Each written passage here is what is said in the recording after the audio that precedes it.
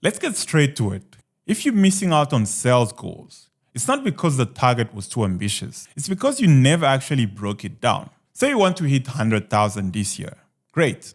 But what does this really mean? How many sales do you need to get there? How many leads do you need to close those sales? Do you even know your conversion rates? And if you're throwing targets around without knowing these numbers, you are just guessing. And today, we are cutting through the noise. We are breaking it down step by step so you can hit those targets with precision. My name is Yann Bakebongo. And if you are here to grow your business strategically, not just to spin your wheels, hit that subscribe button. Today we're talking about why most people miss their sales goal and how to reverse engineer those goals using the numbers you already have. People like to throw out numbers like, I want 10 clients a month. I want 500,000 in sales. But when you ask them how many leads they need to get there, they are lost. Let's break it down using basic math.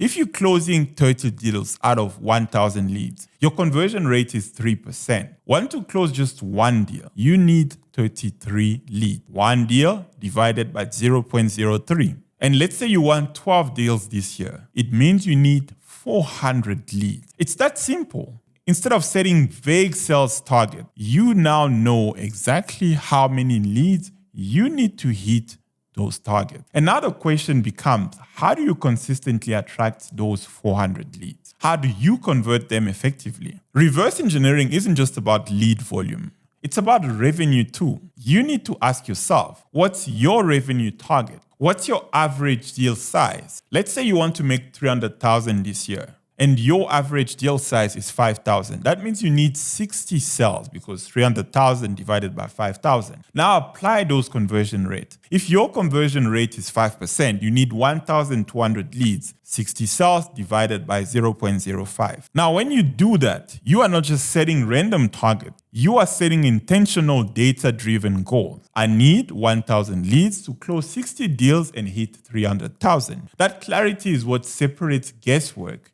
from a solid growth plan. Now that you know your numbers, it's time to track them. And here's what you need to focus on. Your total leads, which is the number of people entering your funnel. Your conversions, which is the number of those leads who actually buy. Your conversion rates, which is the percentage of leads who convert. Your click-through rate, your bounce rate, and the time on site. These metrics tell you how engaged your audience is. Your returning visitor conversion rates, because returning visitors are often warmer leads, and are you converting them? Your micro versus macro conversions, which is tracking every step from clicks and signups to actual sales. And here's why this matters. When you track these metrics consistently, you are not just looking at data, you are identifying patterns. You are spotting leaks in your funnel. You are gaining control, and control is what drives predictable growth. And now that you know what to track, let's talk about how to move those numbers. Make your website simple. One offer, one call to action, no distraction. Increase your social proof. People trust other people. You need to display testimonials, reviews, and real-world results. You need to shorten your forms. Keep it tight. Ask only for what you need. No one wants to fill out a survey just to buy a t-shirt. You need to test your CTAs. Is submit working or is it boring? Maybe try book my spot, get started, or reserve your seat. Just play around with it. You need to personalize the experience. Speak directly to specific segments. If they came from a Facebook ad, the landing page should reflect that. You need to follow up consistently. Abandon carts, send an email. Retarget ads. Don't just let leads disappear. If you're running ads for a webinar, 500 people click through, 100 sign up, 20 show up, and 5 buy. That's a 1% final conversion rate. And if you want to double that, you would need to improve your landing page to get more signups. You would need to send reminders to increase attendance. You'll need to follow up with attendees to close more sales. And please, fix your funnel before adding more leads. Here's the deal. If your conversion rate is low, don't waste time bringing in more leads. Fix your funnel first. Identify drop-off points. Where are people losing interest? On the landing page, during the signups,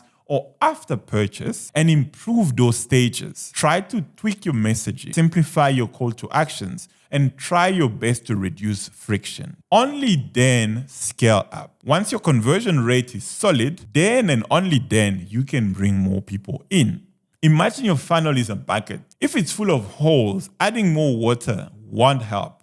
You need to patch the holes first, then fill it up. And the truth is, if you're missing your sales goals, it's not because the target is unrealistic. It's because you didn't break it down. You need to define your revenue goal. You need to calculate how many sales you need, and you need to work backwards to figure out how many leads you need. You need to track your conversion rate at every stage, and you need to fix the leak before scaling. And that's exactly how you grow from throwing around random targets to building a predictable data-driven sales strategy. And if this video made you rethink how to approach your sales goal, please hit subscribe, like the video, and drop a comment below. What's one metric you haven't been tracking but you should? And what's the first step you are taking to tighten up your funnel? Let's get strategic. See you in the next one.